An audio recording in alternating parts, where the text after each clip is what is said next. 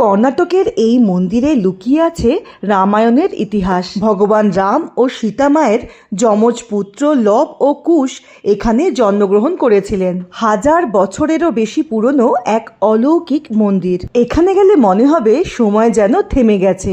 নমস্কার, আমি প্রিয়াঙ্কা। আমার নতুন একটা ভিডিওতে সবাইকে স্বাগত জানাই।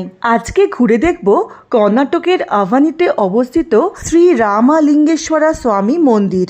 রবিবার সকালে বেরিয়ে পড়েছিলাম। ব্যাঙ্গালোর থেকে মন্দিরের দূরত্ব প্রায় 80 কিলোমিটার।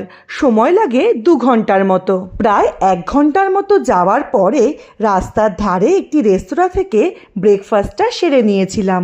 পুরো যাওয়ার রাস্তাটা এতটাই সুন্দর ছিল, 2 ঘন্টার সময় যে কখন কেটে গেছিল বুঝতেই পারিনি। ঘড়িতে বাজে প্রায় দুপুর 12টা আর আমরা পৌঁছে গিয়েছিলাম মন্দিরে। মন্দিরের ভেতরের স্থাপত্য দেখলেই বোঝা যাচ্ছিল এটি বহু শতাব্দী প্রাচীন একটি মন্দির। মন্দির কমপ্লেক্সের ভেতরে 4টি শিব মন্দির রয়েছে আর বাদিকে রয়েছে বড় একটি মণ্ডপম। 4টি শিব মন্দির থাকার পেছনে রয়েছে একটি পৌরাণিক কাহিনী। স্থানীয় কিংবদন্তি অনুসারে হিন্দু সাধু মহর্ষি বাল্মীকি এখানে বসবাস করতেন। ভগবান রাম রাবণ বধের পরে এখানে এসেছিলেন। ভগবান রাম ও দেবী সীতার পুত্র লব ও কুশ এখানে জন্মগ্রহণ করেছিলেন।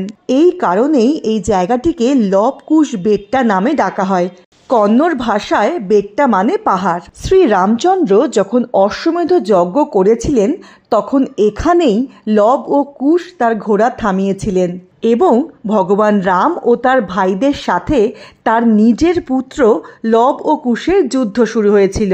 এরপরে ভগবান রাম ও তার 3 ভাই শিশুদের সাথে যুদ্ধ করার পাপ থেকে মুক্তি পাওয়ার জন্য শিব পুজোর সিদ্ধান্ত নেন। প্রত্যেকে শিবলিঙ্গ স্থাপন করেন এবং শিব পুজো করেছিলেন।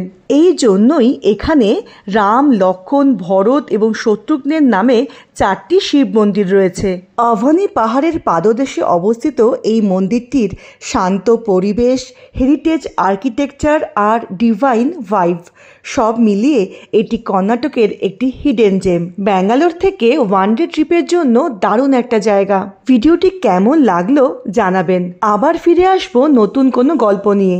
ভালো থাকবেন। নমস্কার।